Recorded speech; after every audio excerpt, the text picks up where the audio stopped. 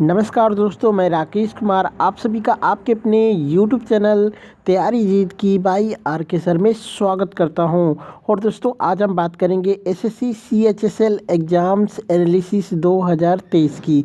यह दोस्तों आपका एसएससी सीएचएसएल का एग्ज़ाम्स 9 मार्च से 21 मार्च तक चलेगा। और दोस्तों 9 मार्च से 21 मार्च तक चलने वाले एग्ज़ाम्स के लिए यहाँ पे हम ऑल शिफ्टों के लिए जीके के मोस्ट जो कि एक्सपेक्टेड क्वेश्चंस लेके आए हैं, जो कि आपके एग्ज़ाम्स के लिए काफ़ी इम्पोर्टेंट है। तो जिन्होंने भी एग्ज़ाम्स दिया है उनके लिए ये वीडियो काफ़ी इम्पोर्टेंट होने वाली है, क्योंकि इसमें दोस्तों जीके के सभी क्वेश्चंस जो कि एक्स्ट्रा फैक्ट के साथ बताए जाएंगे। तो जिनका भी एग्ज़ाम्स बाकी है वह एक बार ज़रूर देखें, ठीक है। बाकी दोस्तों किसी भी क्वेश्चंस की पीडीएफ फाइल के लिए आप हमें 8181819473 पे डायरेक्टली संपर्क कर सकते हैं। तो चलिए बिना देर करते हुए वीडियो शुरू करते हैं। तो दोस्तों यहाँ पे पहला प्रश्न देखते हैं, खानवा का युद्ध किन के बीच में हुआ था। तो दोस्तों बात करते हैं, खानवा का युद्ध बाबर एवं मेवाड़ के राणा सांगा के मध्य हुआ था। बात करते हैं तो पानीपत की पहली लड़ाई जो कि 1526 में बाबर और इब्राहिम लोदी के बीच लड़ी गई थी। खानवा का युद्ध जो कि 1527 में बाबर और राणा सांगा के बीच में हुआ था। चंदेरी का युद्ध जो कि 1528 में बाबर और राजपूतों के बीच में हुआ था। 1529 में मोहम्मद लोदी और बाबर के बीच घाघरा का युद्ध हुआ था। तो इन सभी चीज़ों को आप लोग याद करके जाइएगा, ठीक है। एक प्रश्न यहाँ पे बात करते हैं, लॉर्ड मियो की हत्या कहाँ पर हुई थी। तो लॉर्ड मियो की हत्या जो है दोस्तों पोर्ट ब्लेयर यानी अंडमान निकोबार में हुआ था। बात करते हैं लॉर्ड मियो की, तो 1872 में शेर अली द्वारा लॉर्ड मियो भारत के वायसराय की हत्या पोर्ट ब्लेयर में कर दी गई थी। शेर अली को अंडमान द्वीप समूह में दंडात्मक निपटान में आजीवन कारावास दिया गया था, जब उसने लॉर्ड मियो की चाकू मारकर हत्या कर दी थी। लॉर्ड मियो जो कि 1869 से 1872 तक उसका कार्यकाल था। बात करते हैं दोस्तों, तो भारतीय राजकुमारों के राजनीतिक प्रशिक्षण के लिए काठियावाड़ में राजकोट महाविद्यालय और अजमेर में मेयो महाविद्यालय ये इसने खोला था, ठीक है। भारतीय सांख्यिकी सर्वेक्षण की स्थापना भी इसने करवाई थी। कृषि और वाणिज्य विभाग की स्थापना इसने करवाई थी। रेलवे का परिचय भी ये जो कि यहाँ से मिल सकता है दिया था। यहाँ पे बात करते हैं, एक क्वेश्चन आया था दिनेश लाड को 2022 का द्रोणाचार्य पुरस्कार दिया गया, वह किस खेल से संबंधित है। तो इसका राइट आंसर हो जाएगा दोस्तों क्रिकेट से। जी हाँ दोस्तों, राष्ट्रपति द्रौपदी मुर्मू ने कई खेलों से जुड़े खिलाड़ियों और कोचों को अवार्ड दिया। उन्होंने रेसिंग कोच राज सिंह को द्रोणाचार्य अवार्ड से सम्मानित किया। राज सिंह के साथ साथ boxing coach Mohammad Ali Akmar, para shooting coach Suma Siddharth सिसूर और रेसिंग कोच सुजीत मान को भी ये अवार्ड से सम्मानित किया गया था। तो इसको आप लोग ज़रूर याद करके जाइएगा।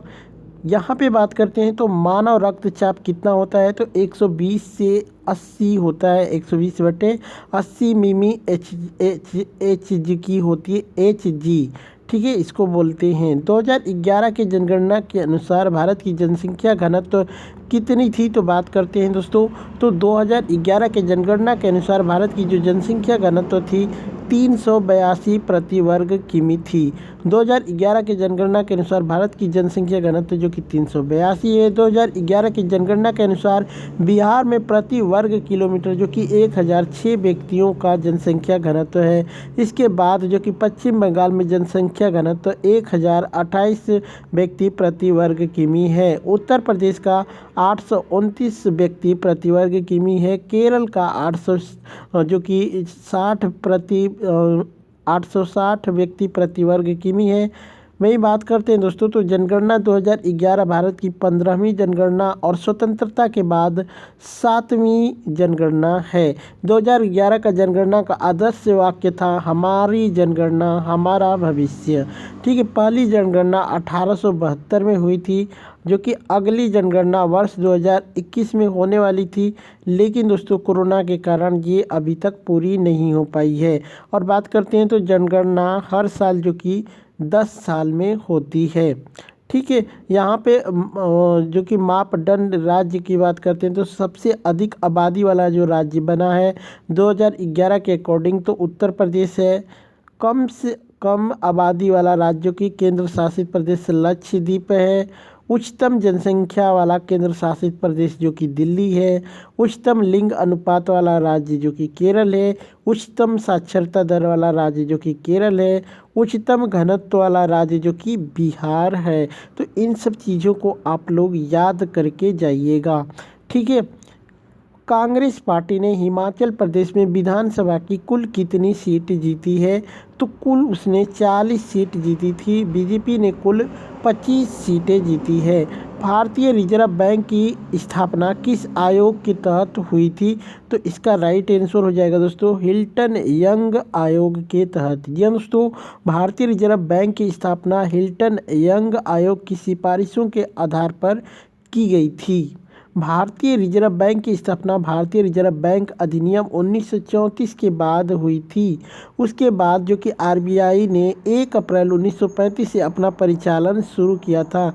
आरबीआई का मुख्यालय जो कि वर्तमान में मुंबई है, लेकिन जब बना था तब इसका मुख्यालय कोलकाता हुआ करता था।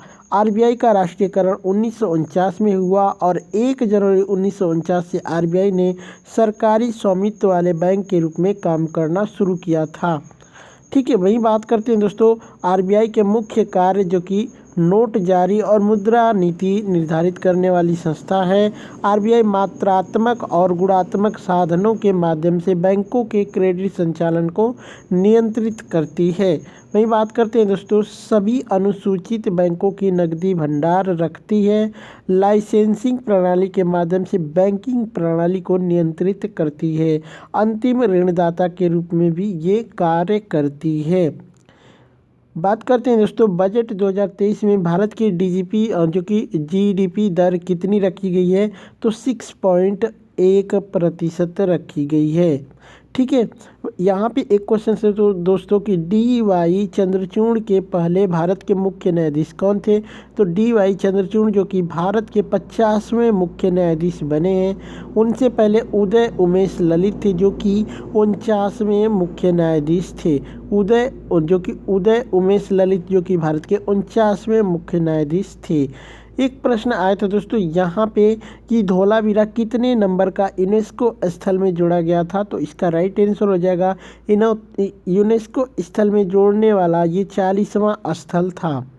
बात करते हैं दोस्तों, तो इस हड़प्पा कालीन शहर को धोलावीरा को यूनेस्को की विश्व धरोहर सूची में 2021 में चीन में संपन्न यूनेस्को की ऑनलाइन बैठक में शामिल किया गया है। यह भारत का 40वां विश्व धरोहर स्थल है। मार्च 2022 तक कोई नई साइट नहीं जो कि खोजी गई और ये सिंधु सभ्यता का सबसे बड़ा स्थल भी है, जो कि कहाँ पे स्थित है? तो गुजरात में स्थित है। अनुच्छेद 29 किससे संबंधित है? तो बात करते हैं अनुच्छेद 29(1) जो कि के अनुसार किसी भी समुदाय के लोग जो भारत के किसी राज्य में रहते हैं या कोई क्षेत्र जिसकी अपनी आंचलिक भाषा, लिपि या फिर संस्कृति हो, उस क्षेत्र को संरक्षित करने का उन्हें पूरा अधिकार होगा। ये प्रावधान जन प्रतिनिधित्व कानून 1951 के तहत लागू किया गया था। ठीक है, जनवरी 2023 में कोयले के निर्यात पर पाबंदी किसने लगाई है? इसका कमेंट करके ऑप्शन जो कि आंसर आप लोग बताइएगा। ठीक है, चलिए नेक्स्ट क्वेश्चन देखते हैं। यहाँ पे क्वेश्चन है दोस्तों कि वनडे क्रिकेट में सबसे कम उम्र में दोहरा शतक लगाने वाले खिलाड़ी कौन बने हैं। तो शुभमन गिल बने हैं, जिन्होंने 208 रनों की पारी खेली थी।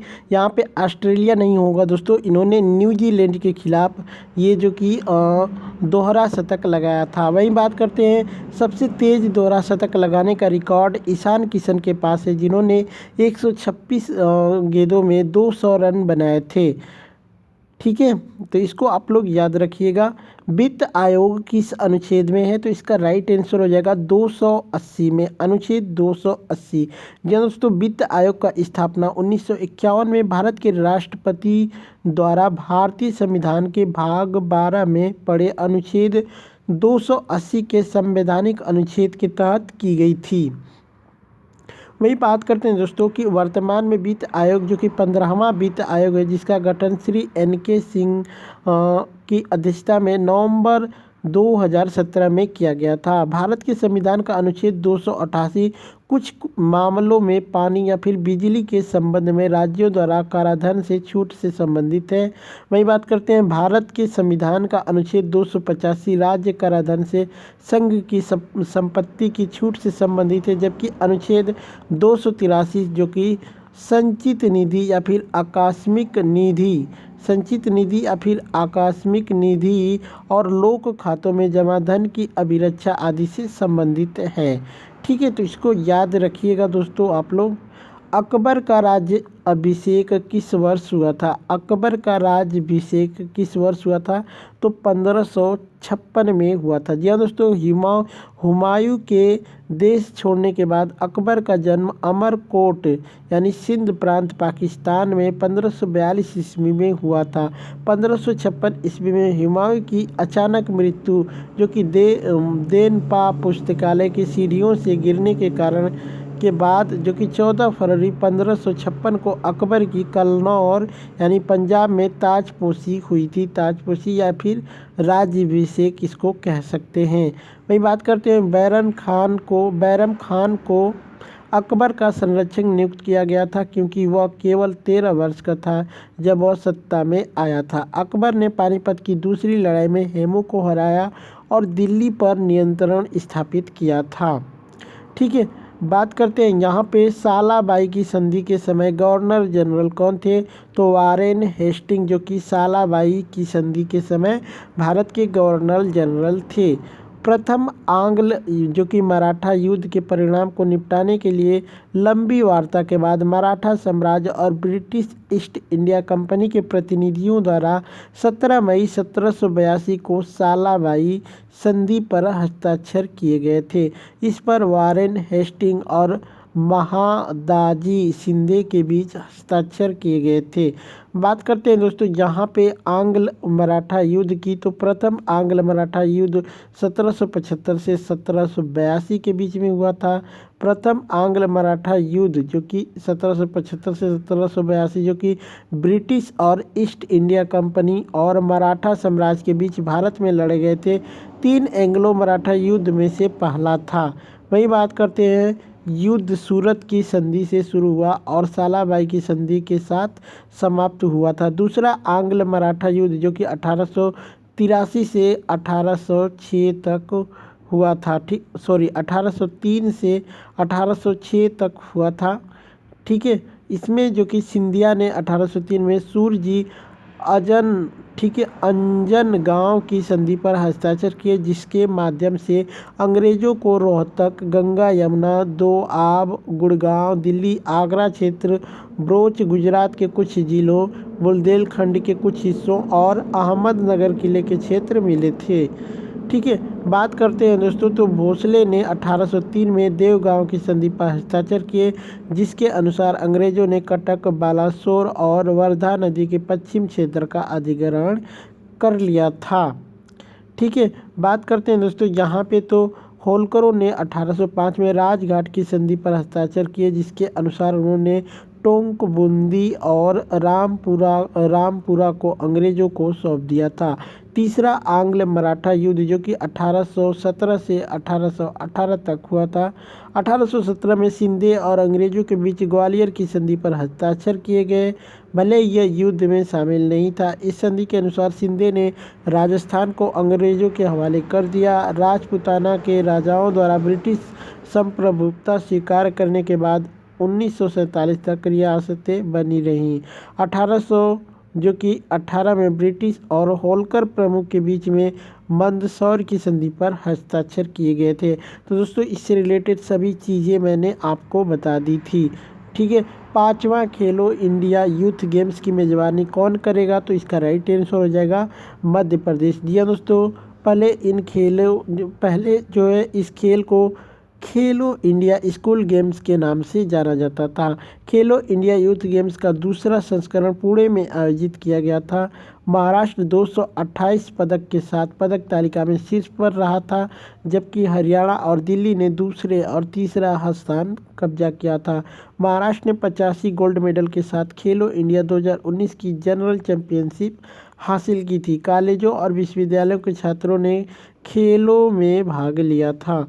वही बात करते हैं दोस्तों, तो जनवरी 2018 में दिल्ली में खेलो इंडिया गेम्स का पहला संस्करण आयोजित किया गया था। खेलो इंडिया खेल का आयोजन युवा मामले और खेल मंत्रालय के द्वारा करवाया जाता है। खेलो इंडिया यूथ गेम्स का तीसरा संस्करण गुवाहाटी में 18 से 30 जनवरी तक 2020 में आयोजित किया गया था। इन खेलों में 10,000 से अधिक एथलीटों और अधिकारियों की भागीदारी रही थी। ठीक है, यह एक मेजबान राज्य के रूप में IOA, SGFI और असम के साथ साझेदारी में आयोजित किया गया था। यहाँ पे एक प्रश्न है दोस्तों कि गरीबी के मामले में भारत का कौन सा राज्य दूसरे नंबर पे है? तो इसका राइट आंसर हो जाएगा झारखंड। पहले नंबर की बात करें तो बिहार है, दूसरे पे झारखंड है, उत्तर प्रदेश तीसरे नंबर पे है, चौथे नंबर पे मध्य प्रदेश और पाँचवें नंबर पे मिजोरम है।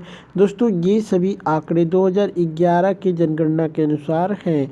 ठीक है, अफगानिस्तान की कितनी सीमा भारत में लगती है? तो इसका राइट आंसर हो जाएगा दोस्तों 106 किलोमीटर। जी हाँ दोस्तों, भारत सरकार के मुताबिक ये 7 देश हैं जो कि बांग्लादेश सबसे अधिक 4096 किलोमीटर की सीमा लगाता है।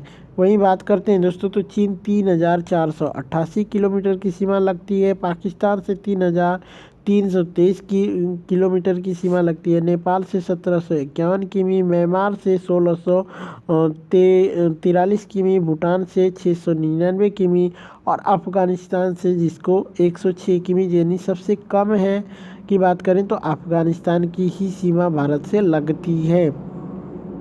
इल्तुतमिश ने जीतल का सिक्का किस धातु का बनाया था? तो इसका राइट आंसर हो जाएगा तांबे का। जी दोस्तों, इल्तुतमिश ने पहला तुर्क सुल्तान था जिसने शुद्ध अरबी सिक्के चलवाए थे। उसने सल्तनत कालीन 2 महत्वपूर्ण सिक्के, चांदी का टका लगभग 175 गेंद तथा तांबे का जीतल चलवाया। इल्तुतमिश ने सिक्कों पर टकसाल के नाम अंकित करवाने की परंपरा को आरंभ किया था। कर्क रेखा भारत के किस राज्य से होकर नहीं गुजरती है? ऐसे करके प्रश्न आएगा दोस्तों। तो मैं चलिए यहाँ पे सभी जो कि कर्क रेखा से गुजरने वाले राज्यों के नाम बता देता हूँ। तो पहले पे गुजरात, राजस्थान, मध्य प्रदेश, छत्तीसगढ़, झारखंड, पश्चिम बंगाल, त्रिपुरा और मिजोरम है। इन जो कि 8 राज्यों से कर्क रेखा होके गुजरती है। बात करते हैं स्थलीय भूमध्य रेखा के लगभग जो कि 23 डिग्री जो कि अक्षांश को कर्क रेखा कहा जाता है।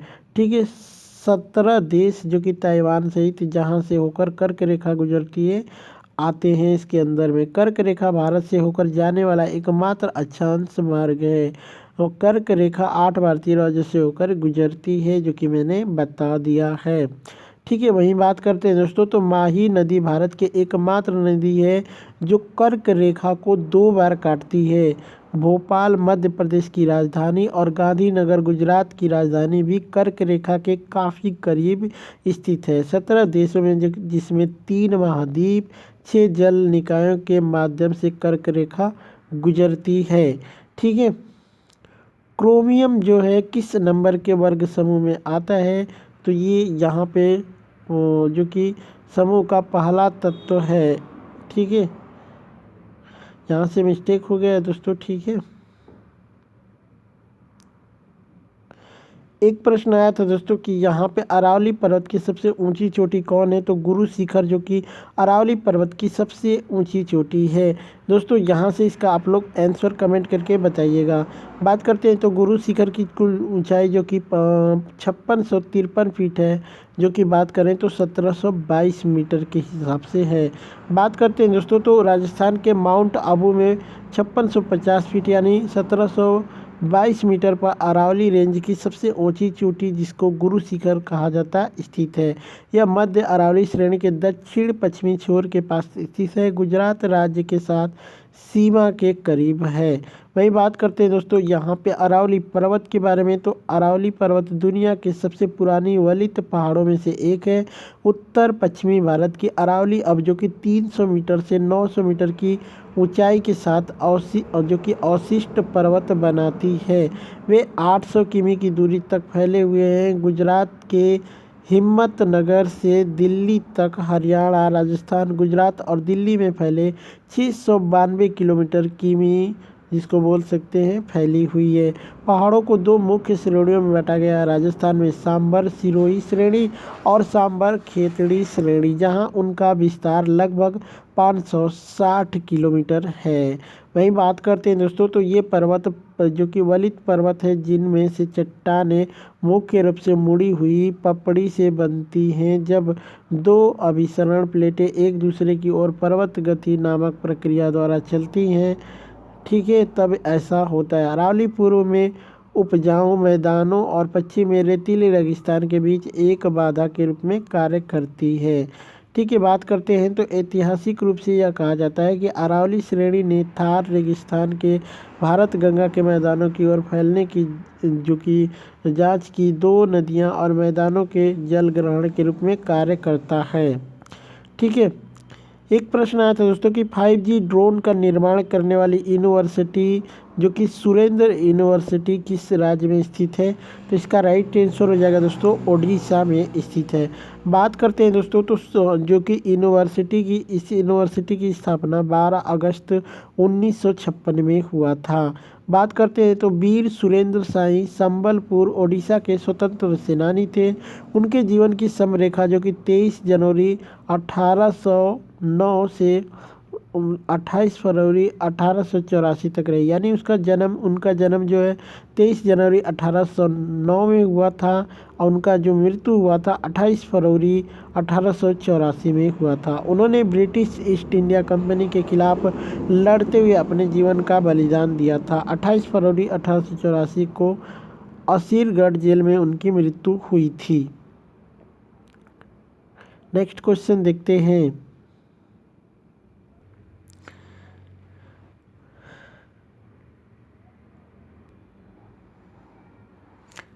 धमार किससे संबंधित है, तो धमार का जन्म ब्रज भूमि के लोक संगीत में हुआ था। इसका प्रचलन ब्रज के क्षेत्र में लोकगीत के रूप में बहुत काल से चला आता है। इस लोकगीत में जो कि वर्ण्य विषय राधा कृष्ण के होली खेलने का था, रस श्रृंगार था और भाषा ब्रज थी। तो इसमें राधा कृष्ण के होली से संबंधित ऑप्शंस भी दिए जाते हैं, तो इसका राइट आंसर यही हो जाएगा। कत्थक एक लोक नृत्य है। इससे संबंधित हुआ व्यक्ति जो लखनऊ घराने से था, तो कत्थक के लखनऊ घराने का जनक जो कि ईश्वरी प्रसाद को माना जाता है। लखनऊ शैली के कत्थक नृत्य में सुंदरता, प्राकृतिक संतुलन होती है। कलात्मक रचनाएं, ठुमरी आदि अभिनय के साथ साथ होरिस यानी शब्दाधिक अभिनय और आंसू रचनाएं जैसे कि भावपूर्ण शैली भी होती है। वर्तमान में पंडित बिरजू महाराज जो कि अच्छन महाराज जी के बेटे हैं, इस घराने के मुख्य प्रतिनिधि माने जाते हैं। ठीक है, बात करते हैं यहाँ पे एक क्वेश्चन आता है हड़प्पा सभ्यता का सबसे बड़ा स्थल कौन सा है? तो राखी गढ़ी जो कि हड़प्पा सभ्यता का सबसे बड़ी स्थल है। बात करते हैं तो हरियाणा में राखी गढ़ी भारतीय उपमहाद्वीप में सबसे बड़ा हड़प्पा स्थल है। राखी गढ़ी में इसकी शुरुआत जो कि 6000 ईसा पूर्व जो कि पूर्व हड़प्पा चरण से इसके क्रमिक विकास का अध्ययन करने के लिए खुदाई की गई है। इस स्थल की खुदाई भारतीय पुरातात्विक विभाग के अमरेंद्र नाथ ने की थी। ठीक है, यहाँ पे बात करते हैं दोस्तों तो स्थल से प्राप्त जो कि प्रमुख निष्कर्ष हैं जो कि परिपक्व हड़प्पा चरण का एक नियोजित उपनगर द्वारा दर्शाया गया है, जिसमें मिट्टी की ईंट के साथ साथ एक उचित जल निकासी वाले जले हुए ईंटों के घर मिले हैं। इस स्थल से प्राप्त एक महत्वपूर्ण खोज एक बेलनाकार मुहर है, जिसमें एक तरफ जो कि हड़प्पा के 5 पात्र बने हैं और दूसरी ओर एक मगरमच्छ बना हुआ है। हाल ही में राखी गढ़ी में हड़प्पा कब्रिस्तान से मिले कंकाल के डीएनए के अध्ययन में पाया गया है कि हड़प्पा सभ्यता के लोगों का एक स्वतंत्र मूल था। भारतीय उपमहाद्वीप पर हड़प्पा सभ्यता के अन्य बड़े नगर जो कि हड़प्पा, मोहनजोदड़ो पाकिस्तान में, गढ़वेरीवाला और भारत के गुजरात में धौलावीरा शामिल है। ठीक है, बाकी यहाँ पे बात करते हैं दोस्तों तो हड़प्पा सभ्यता को सिंधु घाटी सभ्यता के नाम से जाना जाता है। इसे 2500 ईसा पूर्व दक्षिण एशिया के पश्चिमी हिस्से, समकालीन पाकिस्तान और पश्चिमी भारत में पाया गया था। सिंधु घाटी 4 सबसे बड़ी सभ्यताओं जैसे कि मिस्र, मेसोपोटामिया, भारत और चीन का निवास स्थान भी था। राजस्थान में कालीबंगन सिंधु घाटी सभ्यता की प्रमुख प्रांतीय राजधानी थी। लोथल सिंधु घाटी सभ्यता के कई खंडहरों की खोज के लिए प्रसिद्ध है। ठीक है, लोथल साबरमती नदी और उसकी सहायक नदी जो कि भोगाओ के बीच में स्थित है। ठीक है, वहीं बात करते हैं दोस्तों यहाँ पे कि परमाणु बम किसने बनवाया था? तो अमेरिका ने बनाया था सबसे पहले परमाणु बम। जी दोस्तों, अमेरिकी मूल के वैज्ञानिक जूलियस रॉबर्ट जो कि ओपेनहाइमर को परमाणु बम का जनक कहा जाता है। 16 जुलाई 1945 को पहले परमाणु बम का परीक्षण उनकी देखरेख में अमेरिका में ही हुआ था। ठीक है, एक प्रश्न यहाँ पे बात करते हैं दोस्तों कि एल नीनो का सिद्धांत क्या है? तो विषुवतीय वायुदाब व जो कि चक्रण में व्यवधान उत्पन्न हो जाता है। ठीक है, एक प्रश्न यहाँ पे बात करते हैं दोस्तों तो थांगता किस से संबंधित है? तो थांगता मणिपुर का विशेष मार्शल आर्ट नृत्य है। थांगता का अर्थ होता है तलवार और भाला। थांगता प्रदर्शन हमले और बचाव के कौशल का प्रदर्शन है। हिमा दास किस खेल से संबंधित है? तो एथलीट से संबंधित हैं। ठीक है, बात करते हैं दोस्तों तो हिमा दास एथलेटिक्स में ट्रैक और फील्ड से जुड़ी हैं। उन्हें ढिंग एक्सप्रेस के नाम से भी जाना जाता है। उन्हें असम पुलिस में पुलिस अधीक्षक यानी डीएसपी के रूप में भी नियुक्त किया गया है। वह 100 मीटर और 200 मीटर और 400 मीटर जैसी स्पर्धाओं में भाग लेती है। बात करते हैं तो उन्होंने 2018 में जकार्ता एशियाई खेलों में स्वर्ण पदक जीता था। उन्होंने 2018 में अर्जुन पुरस्कार भी जीता था। एथलेटिक्स में इस्तेमाल की जाने वाली शब्दावली रिले जो कि photo finish, track lane, hurdles, shot put, discus throw, hammer throw, triple jump, high jump, cross country आदि वह जो कि खेलती हैं। वहाबी आंदोलन के समय वायसराय कौन थे? जो कि वहाबी आंदोलन के समय वायसराय कौन थे भारत के? तो लॉर्ड एल्गिन प्रथम थे। जी हाँ दोस्तों, यहाँ पे बात करते हैं तो वहाबी आंदोलन पटना बिहार के आसपास हुआ था। यह एक इस्लामिक जो कि धार्मिक पुनरुत्थानवादी आंदोलन था, जिसमें इस बात पर जोर दिया गया था कि मूल इस्लाम में किसी प्रकार का परिवर्तन की निंदा करता है और बदलाव को सुधार इसे इसकी वास्तविक स्थिति में ही लाना होगा, ऐसी बात कही गई थी। आंदोलन का नेतृत्व सैयद अहमद बरेलवी ने किया था। 1800 जो कि आंदोलन 1820 से सक्रिय था, लेकिन 1857 के विद्रोह के मद्देनज़र यह सशस्त्र प्रतिरोध में बदला गया था, जो अंग्रेज़ों के खिलाफ एक जिहाद कहलाया। इसके बाद ब्रिटिश वहाबियों को गद्दार और विद्रोही करार दिया और वहाबियों के खिलाफ व्यापक सैन्य अभियान भी चलाया था। 1870 के बाद आंदोलन पूरी तरह से दबा दिया गया था। ठीक है, वहीं बात करते हैं दोस्तों, तो ब्रिटिश ने भारत दंड संहिता यानी 1870 में देशद्रोह शब्द की घोषणा की थी, जो कि भारत में कानून द्वारा स्थापित सरकार के प्रति अप्रभाव को उत्तेजित करने का प्रयास करने के लिए किया गया था। ठीक है, एक प्रश्न यहाँ पे बात करते हैं, इस प्रकार यह आंदोलन भारत में राजद्रोह कानून की शुरुआत का प्रतीक भी माना जाता है। किस राज्य के हाईकोर्ट के 8 जज एक साथ चेंज हुए थे? तो मध्य प्रदेश के हाईकोर्ट से जो कि 17 जजों में से 8 जजों का तबादला किया गया था दिसंबर 2022 में। बलात्कार के मामले में कौन सा राज्य शीर्ष पर है? तो इसका राइट आंसर हो जाएगा राजस्थान। ठीक है, इसका राइट आंसर हो जाएगा राजस्थान। तो दोस्तों ये वीडियो कैसी लगी कमेंट करके ज़रूर बताइएगा। अच्छी लगी हो तो लाइक शेयर ज़रूर करिएगा। चलिए चलते हैं, मिलते हैं नेक्स्ट वीडियो में, तब तक के लिए जय हिंद जय भारत।